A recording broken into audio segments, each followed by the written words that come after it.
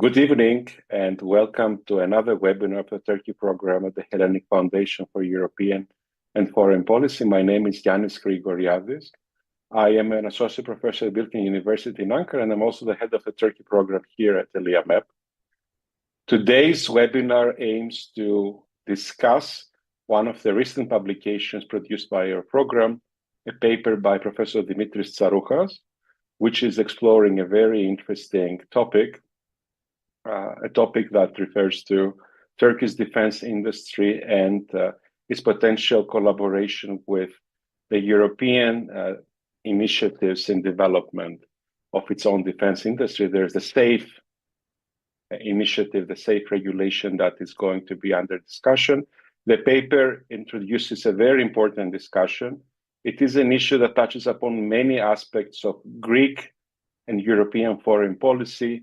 Greece and Cyprus have raised significant concerns about Turkey's participation in the SAFE project, in the SAFE regulation, given the existence of significant bilateral disputes and the existence, of course, of the Cyprus problem. But on the other hand, the development of the European defense industry in light of the major challenges that the European security is facing in Ukraine and beyond is particularly important.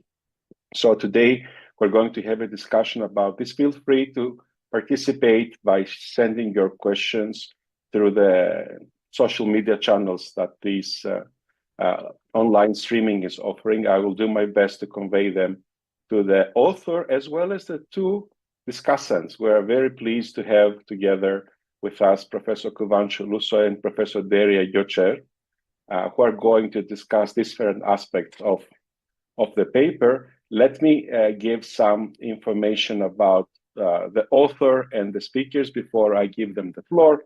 Professor Dimitris Tsarouhas is also a non-resident senior research fellow at the Turkey program at ELIAMEP, but he's also an adjunct professor at Georgetown University Security Study Program in Washington, D.C. Professor Kıvanç Ulusoy is teaching at Istanbul University, so Turkey's biggest state university. He has been following developments in the Eastern Mediterranean. He has spent research time in Greece, so he's well knowing developments in the region. Professor Göçer teaches at the Middle East Technical University. She works on issues of political economy, so she will give us a different perspective on where the development of Turkey's defense industry is moving Turkish economy. The development of Turkish defense industry has been one of the most interesting developments in recent years. We can refer to the drones, to the other products of Turkish defense industry that have acquired increasing popularity across the world. So it has appeared to be as a very dynamic sector of Turkish economy. But on the other hand, of course, it raised significant security concerns for Turkey's neighbors, Greece and Cyprus among them. But also, it touches upon Turkey's relations with the European Union. EU-Turkey relations, of course, is a much wider topic and a very complex discussion. But the development of European defense necessitates some discussion about where Turkey should or should not be in this process. So in that respect, I think the paper makes a very significant contribution to the debate. We understand where Turkey's defense industry is and where the European Union stands at the moment, and where and under what circumstances and what conditions can a collaboration occur that could be mutually beneficial for both the Turkish economy and the Turkish business and the Turkish security, but of course for the security of the European Union, the security of EU member states as well.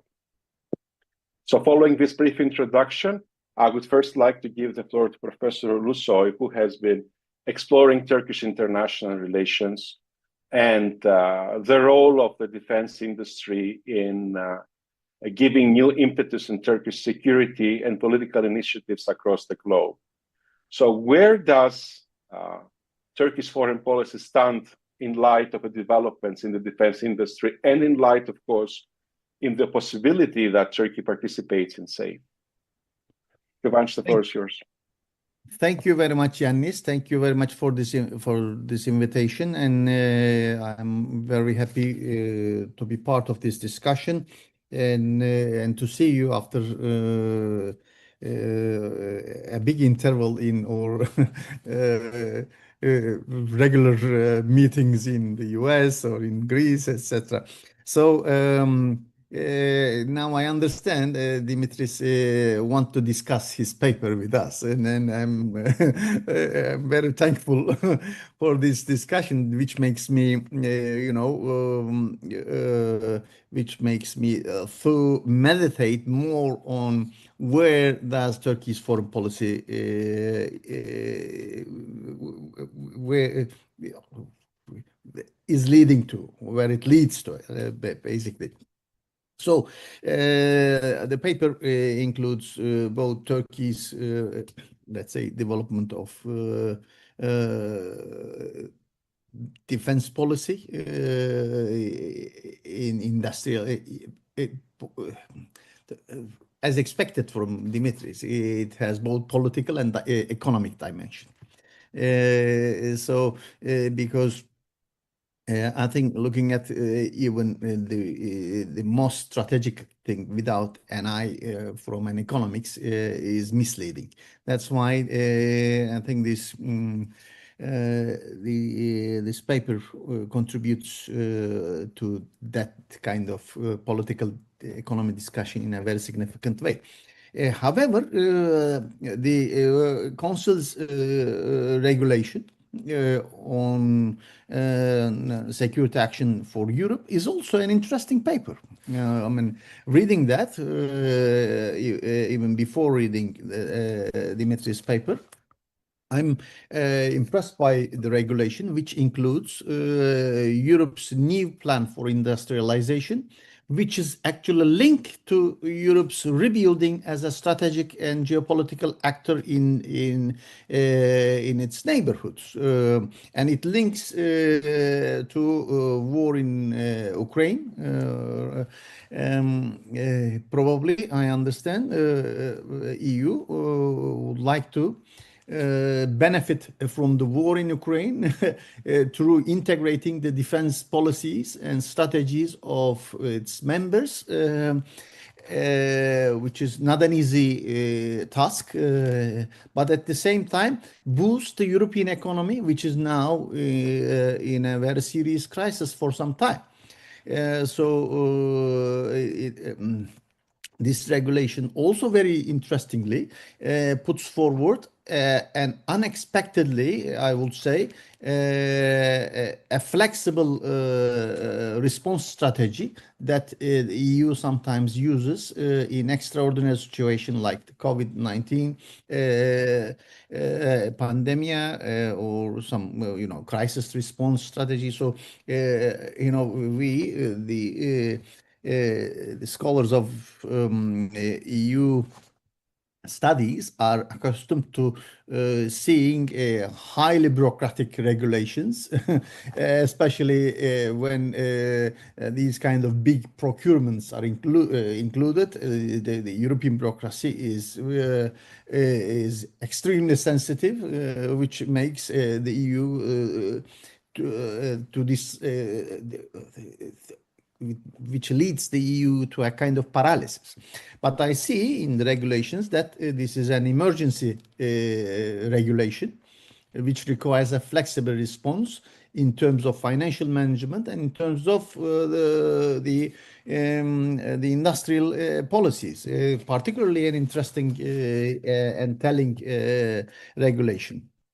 I mean, I don't want to take much of time, probably, to have more space for discussion. Regarding the case of Turkey's participation in this regulation, few things are quite visible. First of all, I don't want to go into the industrial side of the debate. And it is put very well in the paper that Turkish industry, especially defense industry, is going full steam and there is a governmental will behind this. And Turkey wants to be part of course, this big European program, which includes 150 billion euros. It's a big money, uh, major contribution to Turkey's economy and industrial policy, and especially the defense industry, of course. Turkey's Turkey's position is in this context motivated both by economic motives. Economic interest is at stake, but at the same time, politically, for sometimes Turkey's relations with the EU is not moving very well, and especially in areas like these highly political areas, it is not moving anywhere. I think it's also a great opportunity both for Turkey and the EU to correct its relations and to deepen their relations in such areas like foreign policy and defense industry, where the Europeanization is almost going nowhere, or where there is a lack of integration in any of these areas. There is an important reason for this, probably, as Dimitris rightly mentions. These areas require a deep trust among the partners. So the partners need to trust each other uh, uh, so much so that they can give their technological know-how, knowledge, and strategy to each other. They can share their defense secrets or defense priorities, security priorities, and this is not an easy thing always. And we see from the reactions of some of the EU member states, I should not say some, because there are mainly two member states, Cyprus and Greece, where they have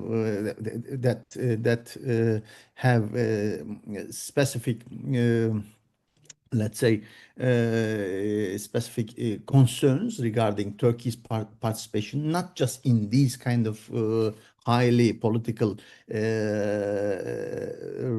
matters, but also in other matters as well. We know it from the past. And it is obvious that Turkey, if it wants to participate in these kind of regulations, it should align its security priorities along the side of the EU. But it's not an easy thing, and I think I understand from some recent news that some of the leading EU countries like Germany, like Finland, like France, also pressurizing for Greece and Cyprus to, let's say, to give a kind of flexibility to Turkey's participation in this big loan to boost the defense industry, not in Europe, but also around Europe, and align its relations with Turkey's security priorities. So, I mean, saying all these, few things I should underline. One is related with how Turkey's perception of the West changed over the past let's say, 2 decades since the start of the negotiations in 2005.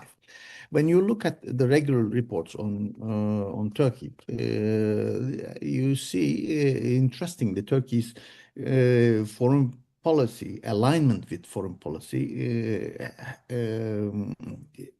alignment with the EU foreign policy is specifically important area where the alignment changes, especially from 2010 onwards, when the Arab Spring started. The Arab Spring created a break in Turkey's foreign policy towards directing its priorities in the Middle East and the Eastern Mediterranean. And in you can easily observe in the Commission reports that Turkey followed kind of a European line in foreign policy until 2010. Then the Arab Spring created one break in this alignment. The second break took place when the aborted coup d'etat took place in Turkey, where Turkey actually seriously questioned not just European involvement, but the European role in the coup d'etat. Then we see that there is a third break when looking at Turkey's foreign policy priorities over the past decade. There is a third break which took place with the kind of formation of a quasi-alliance between Israel, Cyprus, and Greece. And this is also related with the discovery of the hydrocarbon reserves in the Eastern Mediterranean and the changing relations between Turkey and Israel, and inevitably we see Turkey looking at the matters in the Eastern Mediterranean from not anti-European perspective, but a more nationalistic perspective. There is this fourth break, of course, that took place with the purchase of the S-400 missiles,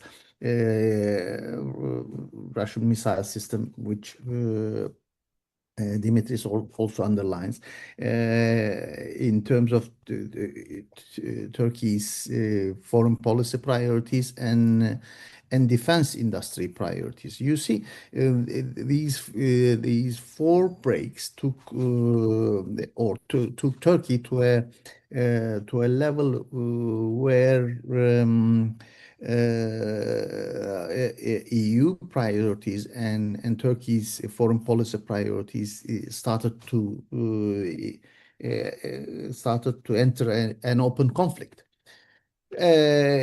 This has probably started to change over the past 1 or 2 years, and we have been seeing it with especially with Donald Trump coming to power in the US, because the American, let's say, push of Turkey to get more involved or correct its relations with the other allies, EU is the case at this point, is an important, I think, fifth break, and it brings Turkey's foreign policy more in line with with the Western priorities. I should not say, I do not want to say actually that Turkey and the EU have been openly in conflict with in any of the regions surrounding let's say Black Sea or the Eastern Mediterranean, but we see that there has not been an alignment in security and defense sector at all. I think this is an opportunity for Turkey and the EU to boost their relations in this respect. But my sense is that this has not been coming from the EU side, but mainly from the inevitability that Turkey has to be part of the European security perspective in the Eastern Mediterranean and the Black Sea. Just let me conclude with this statement. Thank you. Thank you very much, Kıvanç, for your very interesting comments. I'll now give the floor to Professor Derya Göçer. Could you reflect a bit on how the case of the Turkish growing defense industry reflects on Turkish industrial development as a whole? Is this an exception to the rule? Does it reflect a greater trend? And how can this reflect on Turkish foreign policy, both in Europe, of course, but we can also discuss on a regional and global basis as well?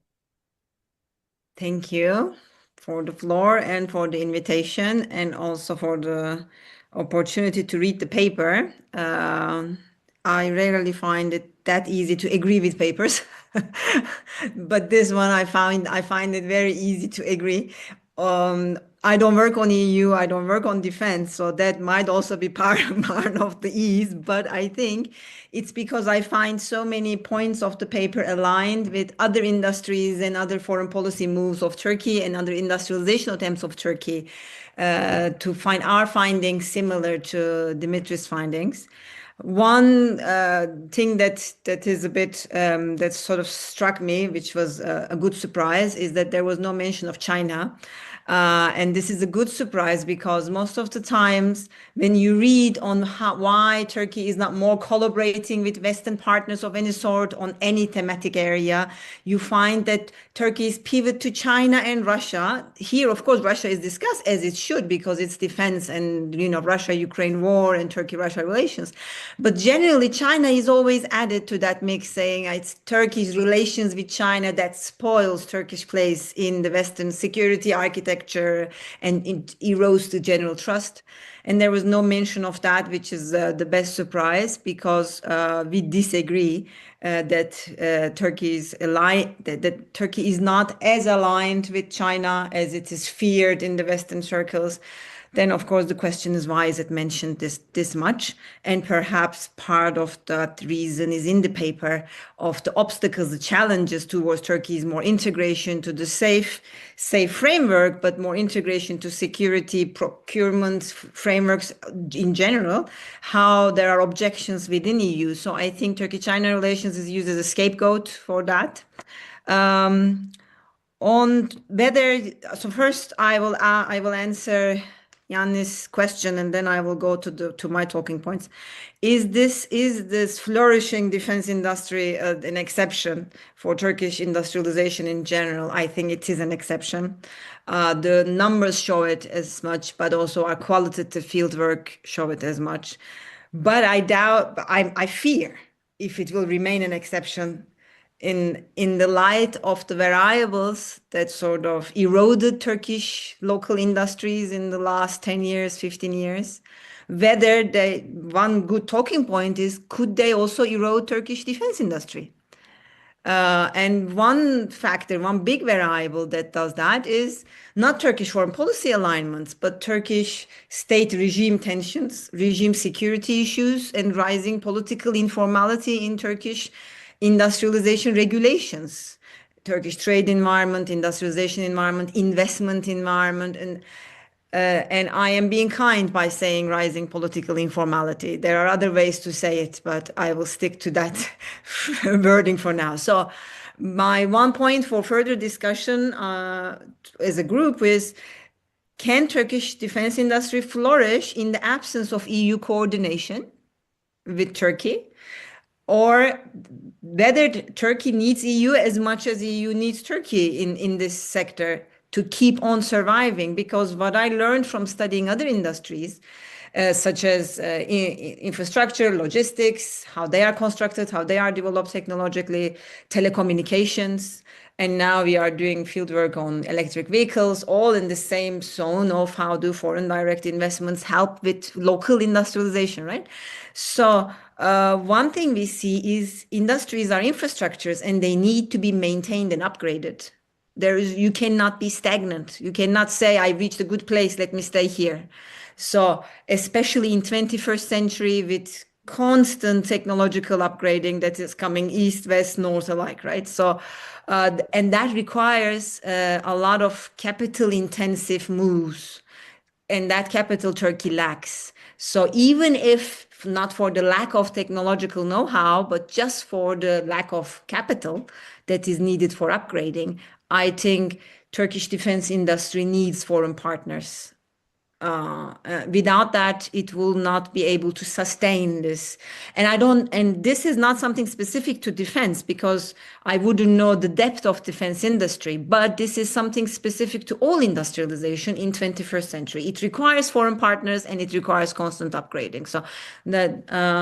So I agree with the conclusions that there should be some political conditionality, yes, but also there should be conditionality regarding why this collaboration is taking place, and it should be for the upgrading of the industry, not just sustaining or not just surviving it. I think together, what do we need technologically? Where do we need to invest? Because all industries in this 21st century, large variegated supply chains are actually fragmented, right? So you can invest in this part of it or that part of it. And Turkey cannot have 100% local independent defense industry, as it cannot have telecommunications independently or any other big industrial team. So it will need to collaborate. So it will be good to decide head on the division of labor, so that there's some expertise built up, but in coordination with your partners. So far, that coordination seems to be regarding where the export traction is, like what can I export, so I'm investing in that.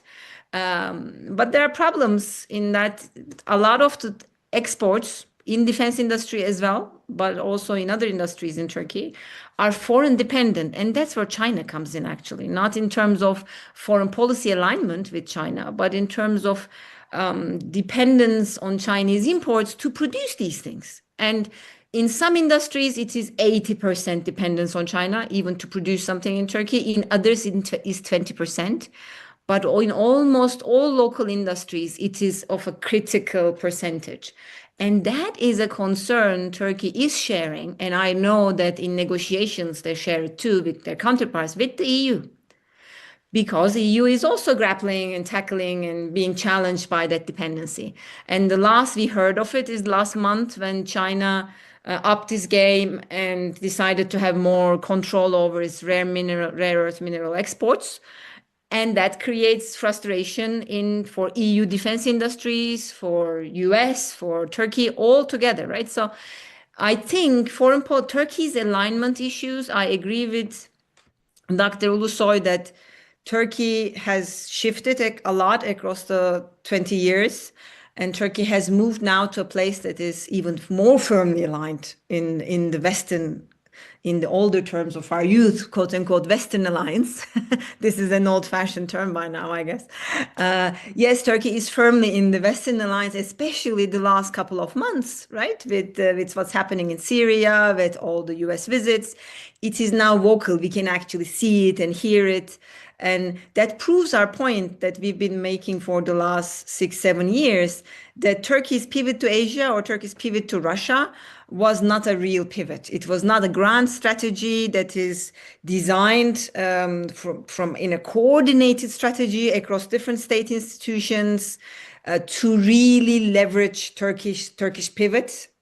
But it was more of a fragmented strategy geared towards regime security rather than state national interest. This is something that we are conceptualizing further and further. And another political economy term that we use, me and Ceren Ergenç, we use a lot in our analysis of different Turkish sectors, and as they relate to China, Europe, is the growth coalitions. So there is Turkish state, as any other state, is not monolithic. There are different coalitions within it as they reach across the business sector. Here, in this case, there is important business elite, right, in defense industries to be in a coalition with, but so is the case in telecommunications, in infrastructure building, in automotive industry, etc. So there are in Turkey, as of any moment, multiple ideas of how Turkey should grow and which direction it should take, and whether it should be export-led, import-led, a hybrid model. And with what kind of coalitions should that growth model be led, right? And so that is unpacking the regime as it tries to grow. So I think another agenda for further research could be, besides thinking how the Turkish defense industry could be upgraded in alliance with the EU, is what kind of growth coalitions are needed for that upgrading? Because some growth coalitions, as we've seen in telecommunications, for example, lead in 80%, 90% Huawei dominance in that industry. And then that becomes not just a blow to our local and national anthem slogan of, that's the slogan of Turkish industry, no matter which type of industry you get. But, when you unpack that local and national, you get 80% China. That is interesting, but it is also, as it was warned by the United States, as it was warned by NATO experts, it becomes a critical security issue as well. When you have your telecommunications infrastructure so built up by Huawei and ZTE. So that's an issue. What kind of growth coalitions are now today in Turkish defense industry? Now, Dimitris' paper discusses through which growth coalitions it actually emerged.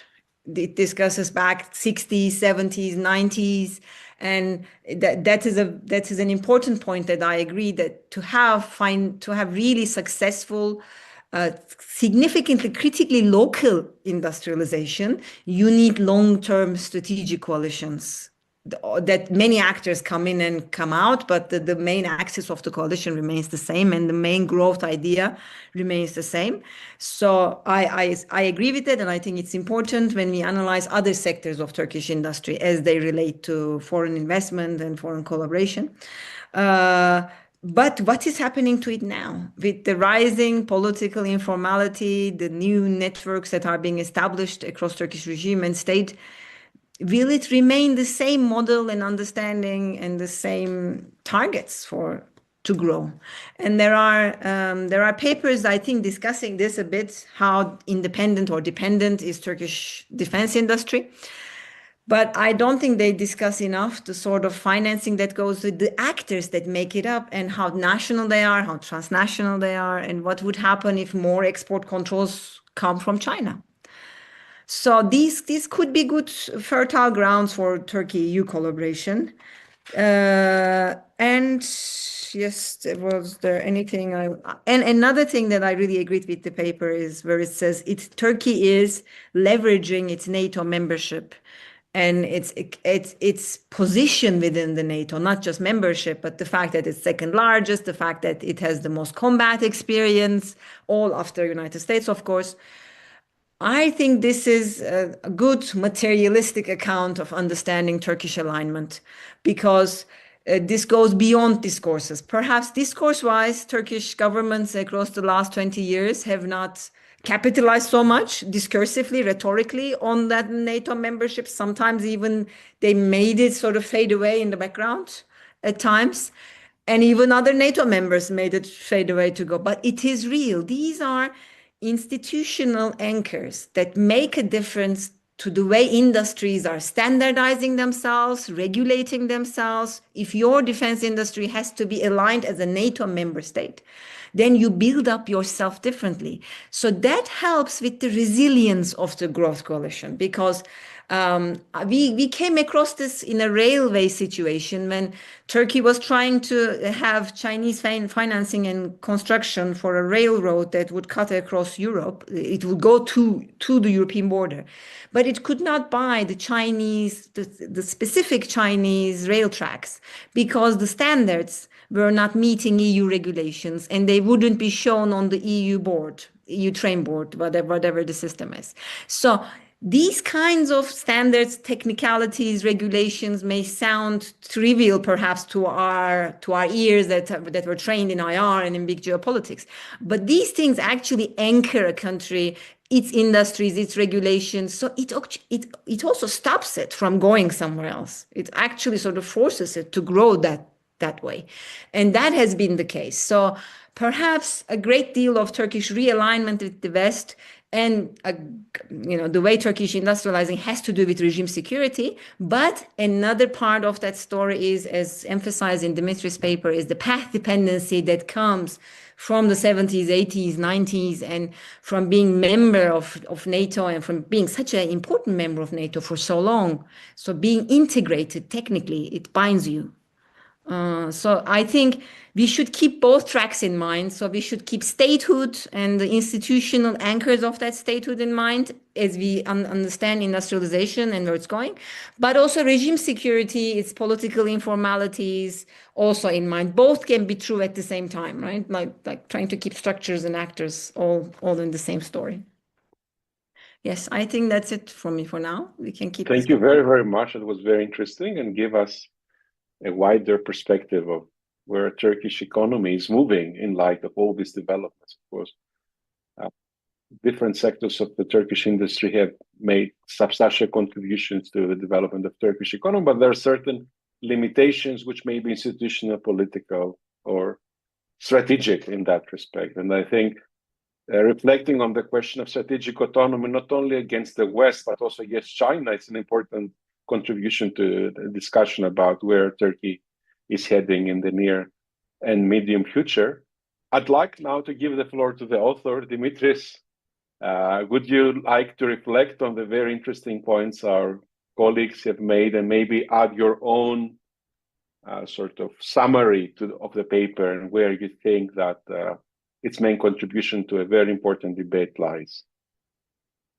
Ioannis, thank you very much indeed. And can I also thank our guests and our friends and colleagues, both Kıvanç and Derya, for being with us today and for kindly reading my contribution and discussing it. As you said, Ioannis, I do intend to sort of try and say a few words about what my colleagues just aired. Extremely useful and helpful ways of looking at the issue, not least because Kıvanç obviously comes from an IR foreign policy perspective, and Derya introduces this wonderful sort of political economy account of what this can actually mean. Let me, before addressing those comments, say a few words about my paper and what it aimed to do, and maybe there also discuss a little bit some of the things that Kıvanç touched upon before moving on to Derya's issues that she raised. So I discussed the safe regulation. Let me start from the European perspective here, because as Kıvanç rightly pointed in his remarks, these are extraordinary times for the European project. And the invasion of Ukraine by Russia in February 2022 has not only upped the ante for Europe in terms of its foreign policy, and especially in terms of its security and defense policy, it has also accelerated in a way that was unimaginable even a few years ago, the process of European integration in a policy field, again, as Kıvanç rightly pointed, that had been lagging behind other integration areas for a very, very long period of time. So I think it's important to place the safe regulation, the idea of raising 150 billion euros in loans for member states and associated countries in the much wider context of Rearm Europe, which is meant to be an investment that will reach more than 1 trillion euros, and which is linked, obviously, to the Russian threat or the perception of the Russian threat in Europe, but which also makes it necessary for the European Union to rejuvenate old alliances. And I'm thinking especially about the link between Britain and the EU, the way in which the two following Brexit have come closer, make no mistake, is down to Russia. Make sure that we have countries like Norway, again, a non-EU member state, with which Europe is now in consultations and negotiations to hopefully guarantee the 150 billion euros of Russian frozen assets that Europe wants to put in play in order to make sure that Ukraine will get the necessary military and logistical support to continue the war. And this is where Turkey comes in as well. So allow me, Ioannis, to sort of place this in a much bigger context. This isn't simply about EU-Turkey relations. This is really about how Europe perceives of itself and its own security needs. And that's what my contribution tried to sort of suggest, namely that Turkey was and increasingly is a major player in the defense industry. As Derya was pointing in her remarks, reflecting on my contribution, this is not something that began 5 or 10 years ago.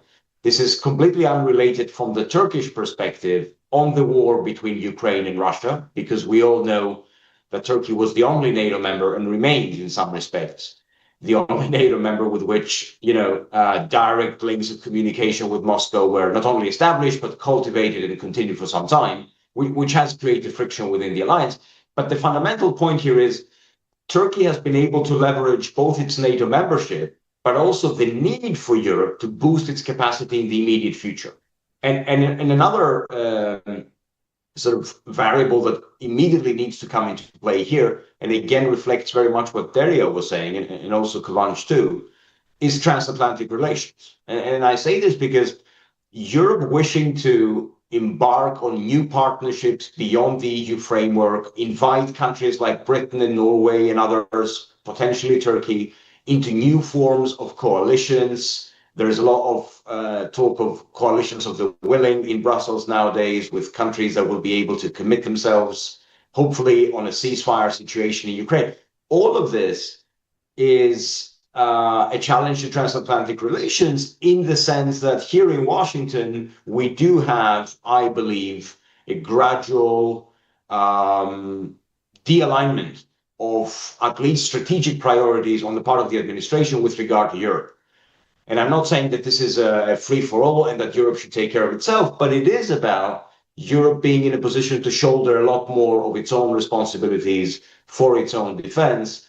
That has been made abundantly clear in the first 10 months of the new Trump administration. And I think this is, again, a factor that we need to consider before we even start talking about China and the bigger geopolitical game to which Derya also reflected. So I think it's important for our viewers, and also for anyone that will be kind enough to read the paper, to read it within that much broader context, which for many in Europe is becoming existentialist, precisely because there is no trust left with regard to Russia, and because the fear of what has been happening in recent weeks with drone attacks and airports being shut down on the eastern flank of Europe may be part of things to come. And that is obviously causing a lot of anxiety. And that makes countries like Turkey extremely significant. Now, let me turn to the other part of my contribution, more about the politics. Those that know my work before on EU-Turkey relations know that I've always believed in the idea that regardless of the actual outcome of the negotiation between the EU and Turkey, making sure that Turkey remains anchored in the Western alliances, including the European Union, is extremely significant. And it's significant for social reasons. It's within Turkey. It's significant for economic reasons.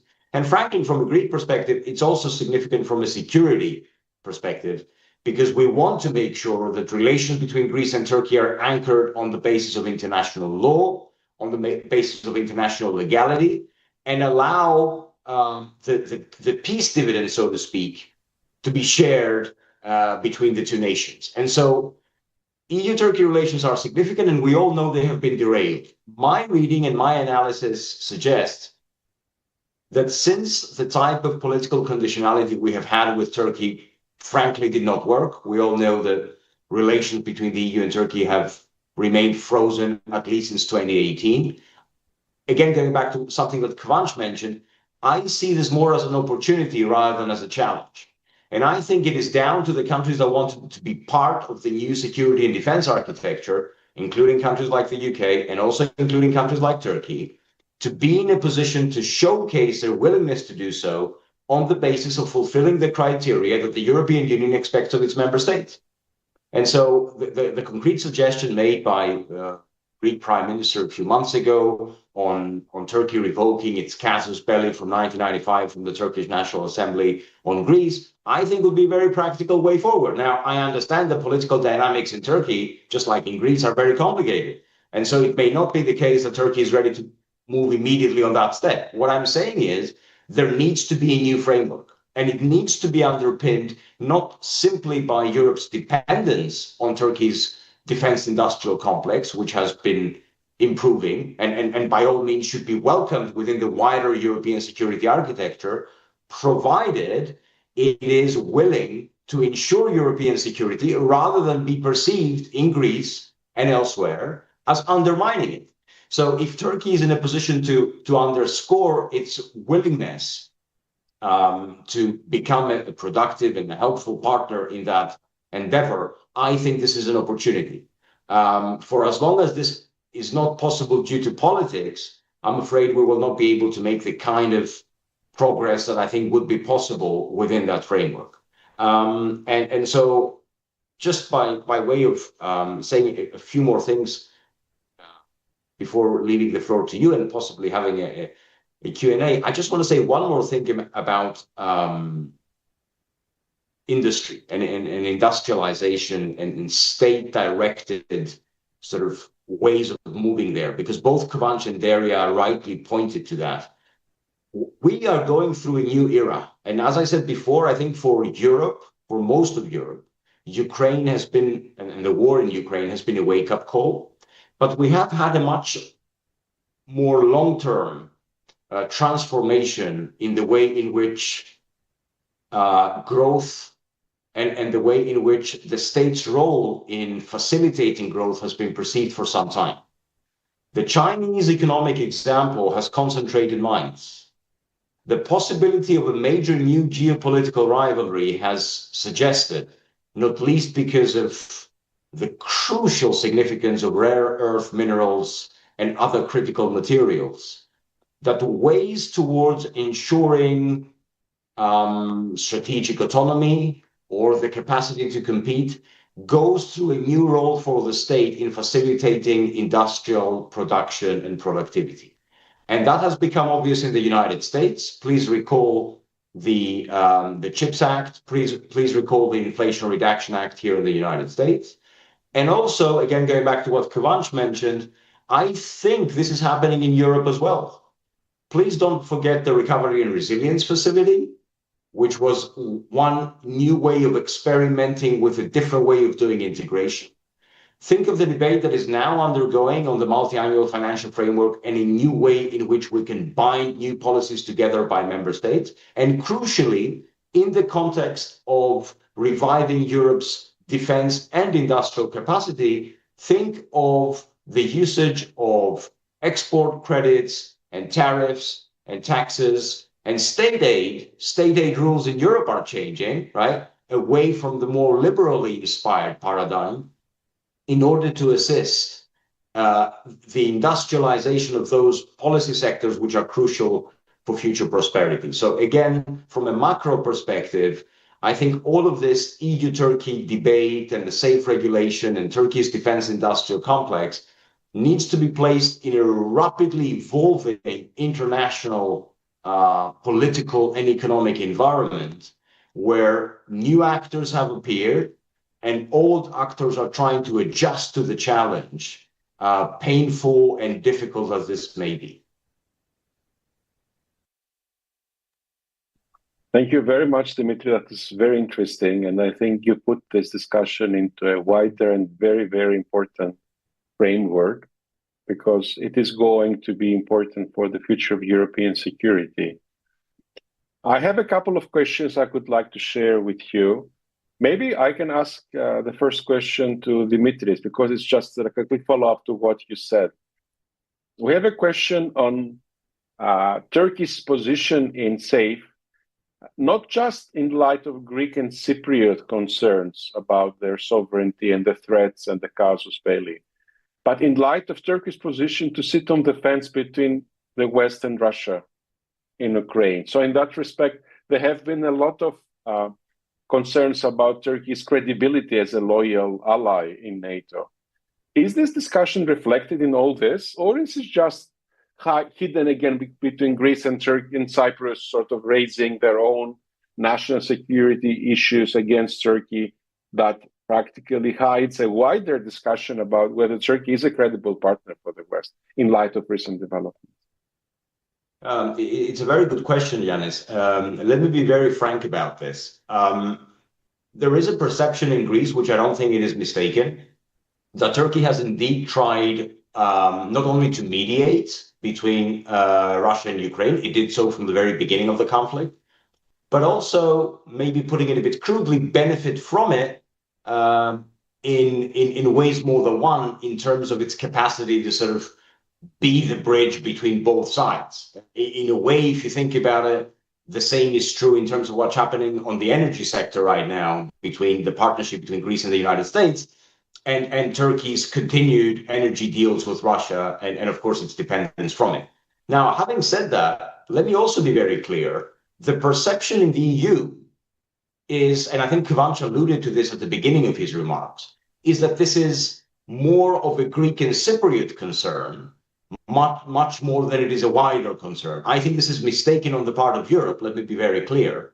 I think that relations between Turkey and the European Union need to be placed on a solid institutional footing, and the sort of transactional one-time deals that we engaged in the past, such as the migration deal, did not do anything really substantial in terms of furthering European integration or Turkey's European Union accession path. So that is my perspective. But I think it's important for our listeners to know that, as I mentioned in my intervention, Turkey is broadly seen in Brussels today, and even beyond Brussels, as much more a solution to a problem, right, in terms of the day after in Ukraine on the ground, than a problem in itself. And this is something that maybe my paper is trying to contribute to. It's trying to point to the complexity of the issue, because the perception that Turkey is necessarily a solution is one that I don't necessarily share. And that's why this debate needs to continue. An aspect of the sort of troubles that we have had in the Eastern Mediterranean, right, need to be illuminated much more than has been the case until now. Thank you very much. Kıvanç, there is a question that reflects upon your presentation as far as Turkey's quest for strategic autonomy is concerned.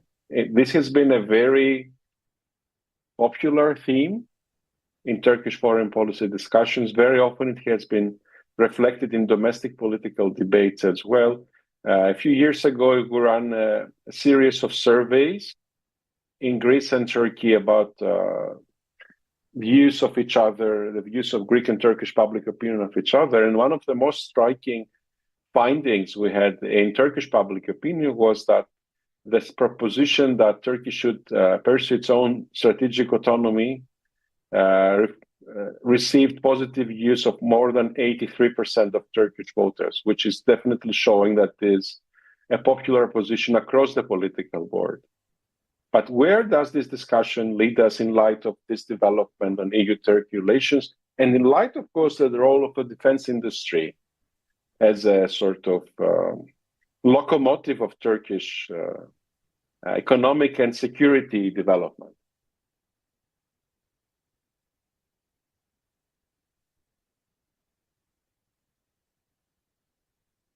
You are muted, Kıvanç. Thank you very much, Yannis. Before answering to your question, I should underline again that a regulation, this safe regulation, tells a lot of things actually. I mean, it's a we should read in detail, and we should try to see the changing approach or mentality behind this regulation. It tells us a lot about, from economic perspective, the easing of budget rules, flexible procurement structures, etc. These are, for the ones like us who knows how the EU works, these are incredibly challenging points. Really, in economic terms, they try to aim so many things at the same time. But also the reactions to this regulation tells us other things probably that the creators of this regulation has not thought about. And this is what brings us to your question related with Turkey-EU relations and Turkey's defense industry and Turkey's strategic autonomy, etc., etc. So I wanted to, whether I was successful or not, I wanted to open or put the regulation and the debates regarding the regulation and Turkey's reaction, etc., to a context in my first intervention. I hope I was able to do it. But let me underline a few things. First of all, imagine Turkey might not want to be part of this regulation. So it's surprising for me that Turkey wanted to be part of this new European defense industry project, because until recently I was seriously thinking that Turkey completely delinked its security perspective, and together with that, its perspective of industrialization, let alone defense industrialization, from the European perspective. Now I'm surprised to see Turkey wanted to be part of it. This is an important decision, and it gives a big signal for Turkey to return back to its, let's say,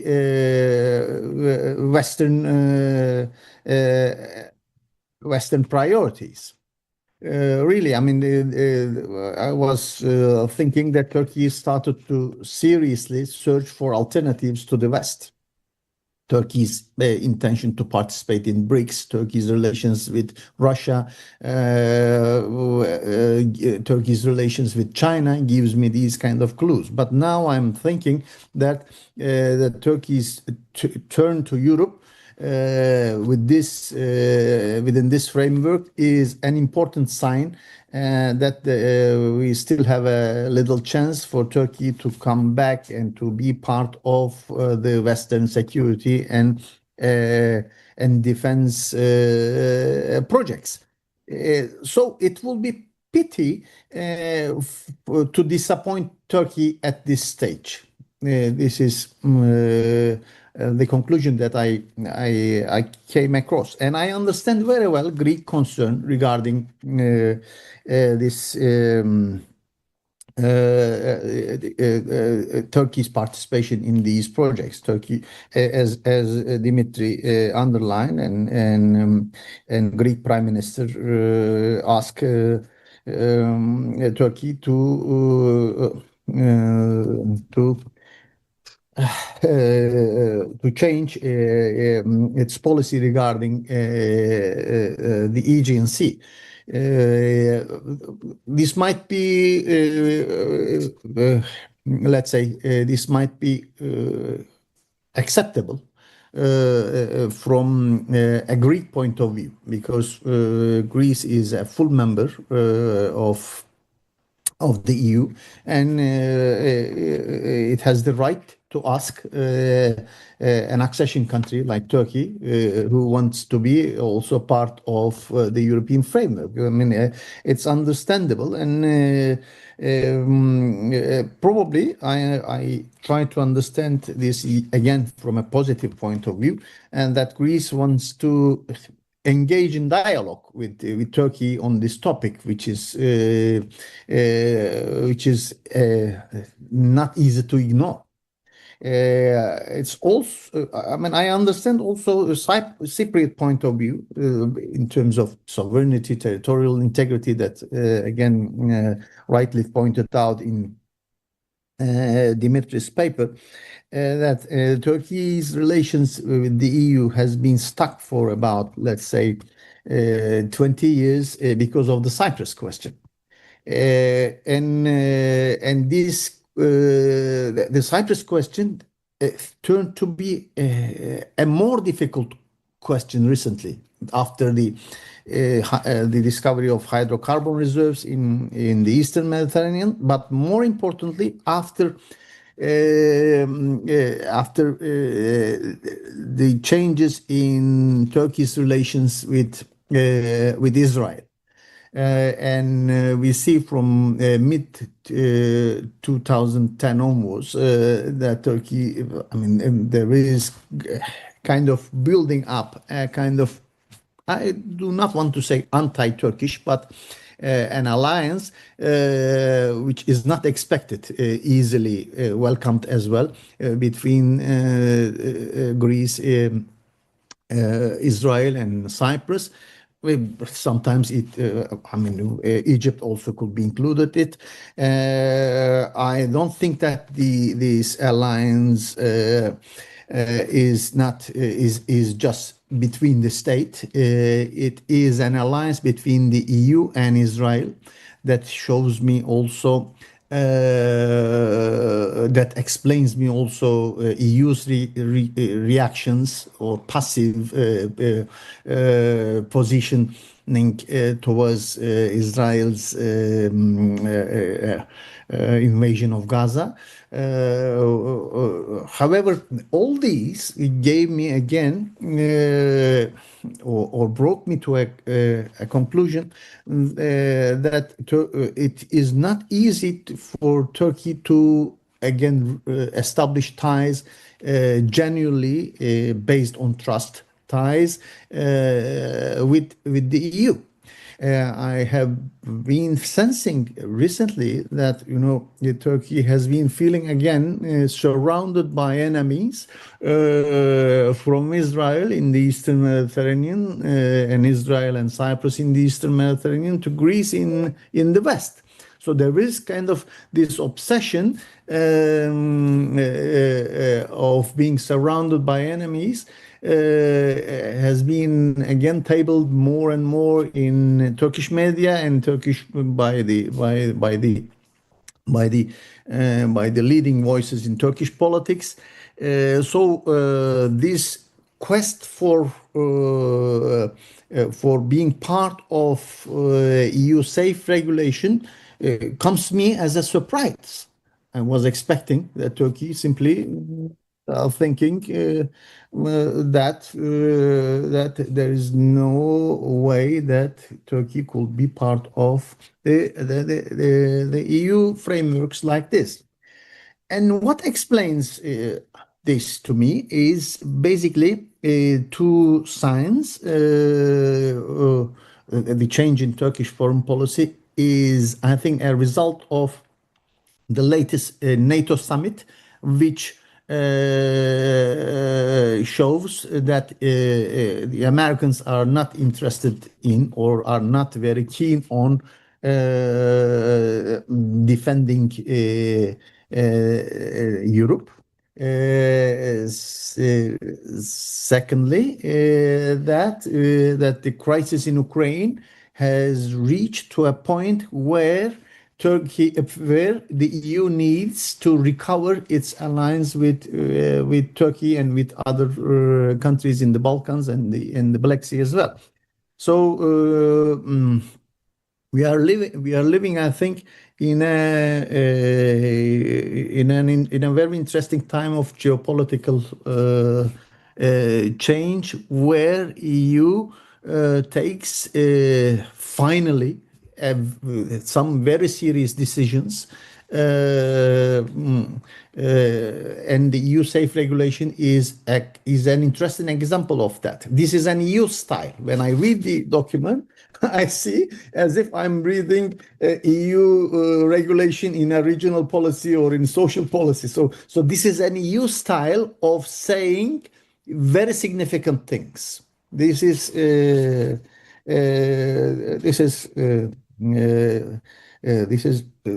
very telling, I would say, regulation in many ways. I hope I was able to answer to your question. Thank you very, very much. Yes. Now I have a question for Derya. In light of your presentation, one can make the conclusion that the argument that Turkey needs the EU less than the EU needs Turkey doesn't hold.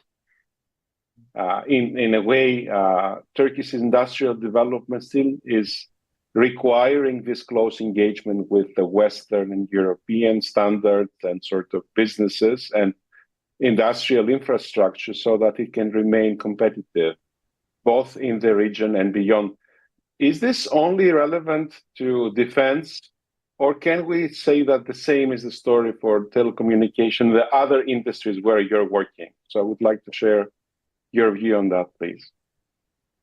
Is this only for defense? It depends on the growth coalition in that particular sector. For example, for telecommunications, we just had the 5G tender, and Turkey is moving to 5G and new infrastructures will be built, so a lot of purchases will be made. And probably that will only increase the dominance of Huawei. So it seems that Turkey has given up on localization of its telecommunication, when in fact, as our paper will be out next year, early next year, we've shown that Turkey had actually, in collaboration with defense sector, Turkey had a flourishing telecommunications sector, because a lot of telecommunication infrastructure is so coordinated, or is like a side product of defense industries, defense communications, through ULAK, which was a state coordinated institution. Turkey had actually a local industry, and it's been suffocated by Huawei products across the last 10, 15 years, and that was allowed by the state. So that's hence my warning regarding Turkish defense industries. Just because something is local and flourishing does not mean it will go on forever. We've seen in telecommunications it can actually stop. In, for example, renewable energy, Turkey is really trying hard to diversify its portfolio of foreign dependence to be able to have a local transition to renewable energy. Turkey is collaborating with China, but also with a lot of EU member states.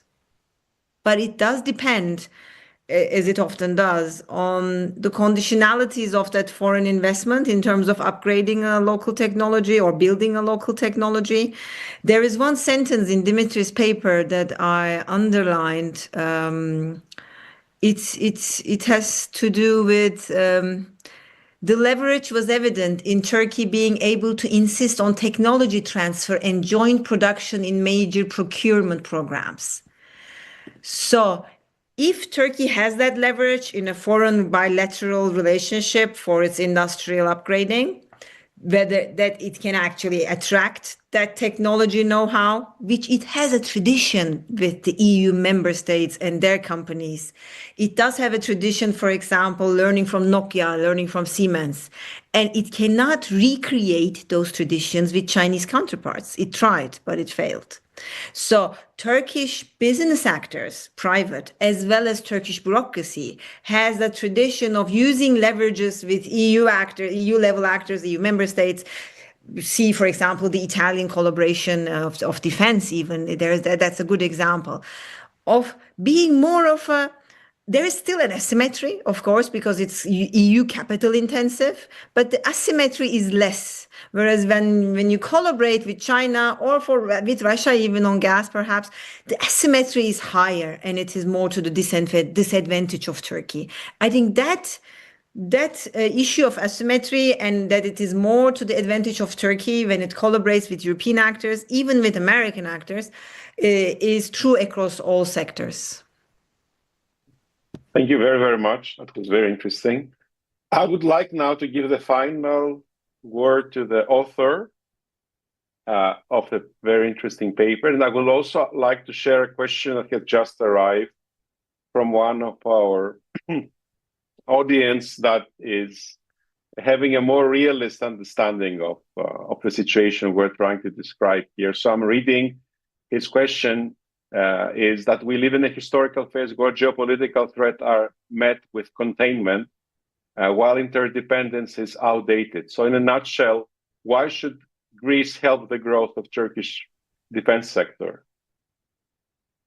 Dimitris, the floor is yours. Thank you very much, Ioannis. To put it mildly, yes, that's a realist perspective. I'm not sure it's actually a realist in an IR sense of the term, but you can call it this way.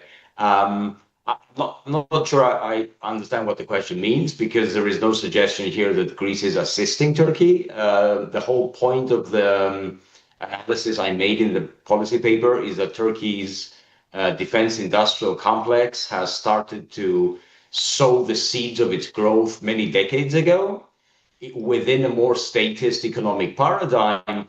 And it has been able to flourish over the last 2 decades in particular as a result of a massive R&D investment uptick on the part of the Turkish state in very close cooperation with the private sector. I don't understand where Greece fits into this. Probably our listener or viewer is referring to Greek-Turkish relations, which is the second aspect of my paper.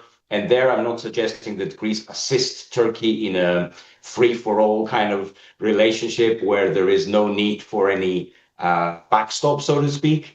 My paper is very clear that Turkey's participation in SAFE needs to be conditional on fulfilling requirements that Greece and Cyprus, for that matter, would be happy with. And anything less than that would not be to the satisfaction of Greek policymakers in a way which is abundantly clear. In terms of interdependence and cooperation, again, the paper points to the fact that Turkey's defense industrial complex has grown to an extent that it has allowed it to deepen previous cooperations with Western states as well as firms. And I think that's a qualitative leap forward that, again, my paper tries to underline. Turkey has not become a net exporter of its drones and other UAVs only in Eastern markets of marginal value where the stakes are relatively low from a Western perspective. The deals that Turkey has been able to conclude with a whole number of NATO member states and EU member states point to the significance of that development. And therefore, since Derya also referred to tech transfer and know-how, let us be very clear. It seems to me that the Turkish defense industrial complex is sitting on very solid ground. The notion of autonomy and enhanced state capacity to promote the kind of cooperations that would allow it to flourish is one that the Turkish state, so to speak, had endorsed and has been sharing way before this became a thing in the United States and the EU. And again, that's a reality we need to come to terms with. So I suppose what I'm trying to get to in trying to both conclude my intervention and also answering the question is that this is not about Greece assisting Turkey, because I don't think that's the intention of anyone. Even if it was the intention, it wouldn't be to my knowledge. I think the fundamental point here is to find ways in which you can maximize your national security from a perspective that leaves you better off to face upcoming challenges. And that is, I suppose, the way in which things are being thought about in Brussels. I think this is the way things are being thought correctly in Athens. And my hope is this is going to be thought through, hopefully, in Ankara as well. Thank you very much, Dimitri. And I think this is bringing us to the end of our webinar. I would like to apologize to the viewers whose questions we couldn't address because of lack of time. Please